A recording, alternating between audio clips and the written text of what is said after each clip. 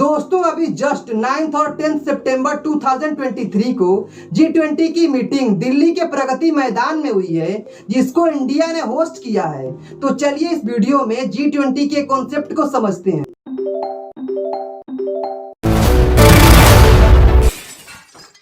G20 एक बहुत ही पुराना इंटरनेशनल फोरम है, जिसमें वर्ल्ड के 19 डेवलप्ड कंट्री इंक्लूड होते हैं और इसमें एक यूरोपियन यूनियन भी है।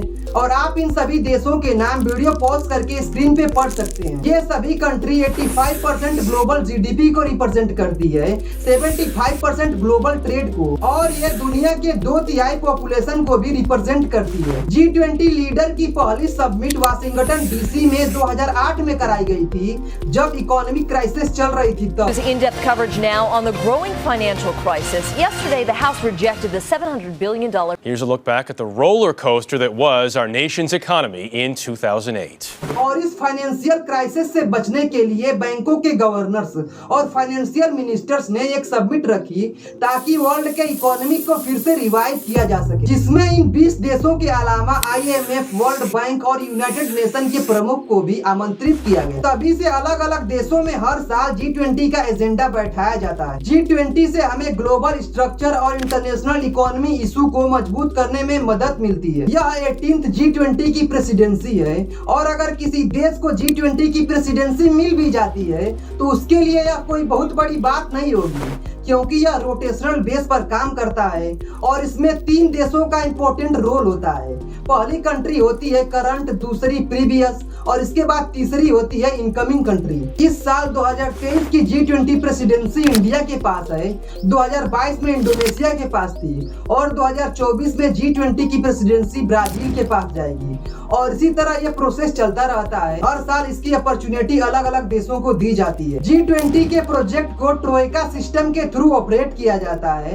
एक्चुअली में ट्रोइका शब्द एक रशियन ट्रेडिशनल व्हीकल से इंस्पायर है, जिसमें 3 घोड़ों का इस्तेमाल किया जाता है, लेकिन G20 के ट्रोइका में 3 देश होते हैं। इस साल 2023 के G20 प्रेसिडेंसी में इंडिया ने वसुधैव कुटुंबकम की थीम सेट कर रखी है, मतलब कि 1 अर्थ 1 फैमिली 1 फ्यूचर। इस थीम के तहत food safety, climate, energy, development, health and digitalisation पर डिस्कस किया गया है। वहीं इसके साथ साथ डिजिटल पब्लिक इंफ्रास्ट्रक्चर और वुमेन लेड डेवलपमेंट पर भी फोकस रखा गया है। G20 में अलग अलग एंगेज ग्रुप्स बनाए गए हैं। B20 बिजनेस ग्रुप्स के लिए, C20 सिविल सोसाइटी मीटिंग के लिए, W20 औरतों के लिए, Y20 यूथ 20 मीटिंग के लिए। इसके बाद है T20। ये क्रिकेट मैच वाला T20 नहीं है, बल्कि इसमें थिंक टैंक्स की मीटिंग्स होती है। और इन 20 देशों के अलावा इंडिया ने इन सभी देशों को भी गेस्ट के रूप में इनवाइट किया है, जिसमें Bangladesh, Egypt, Mauritius, Netherlands, Nigeria, Oman, Singapore, Spain and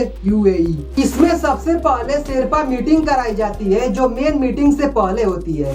actually में शेरपा नेपाल की एक जनजाति होती है, जो हिमालय में गाइड और पोर्टर के रूप में काम करती है, जिसमें पोर्टर का मतलब होता है ले जाने के लिए। शेरपा मीटिंग का मतलब ये होता है कि हर एक G20 के लीडर का एक पर्सनल रिप्रेजेंटेटिव पर्सन होता है, यानी कि हर एक देश का अपना एक आदमी होता है, जो इस मीटिंग में अपने देश के इकोनॉमिक, पॉलिटिकल और ग्लोबल एजेंडा पर बात करता है। G7 G20 से पहले बना, तो चलिए हम लोग G7 को भी समझ लेते हैं। G7 में कुल 7 विकसित देशों का ग्रुप था। ये बात है 1973 की, जब दुनिया में ऑयल क्राइसिस चल रही थी। तब ये क्राइसिस तब शुरू हुई जब सऊदी अरब ने उन देशों को तेल बेचना बंद कर दिया जो इजराइल के कांटेक्ट में थे। इसमें वेस्टर्न कंट्री थी अमेरिका और यूरोप। ये सभी देश ऑयल पर बहुत ही ज्यादा डिपेंडेंट थे और इसी वजह से इन सभी देशों में बहुत ही भारी इकोनॉमिक रिसेशन देखने को मिला। वहाँ की इकोनॉमिक को ट्रैक पर लाने के लिए गवर्नमेंट ने इकोनॉमिक पॉलिसी पर मीटिंग की, और तब 1973 में अमेरिका, फ्रांस, UK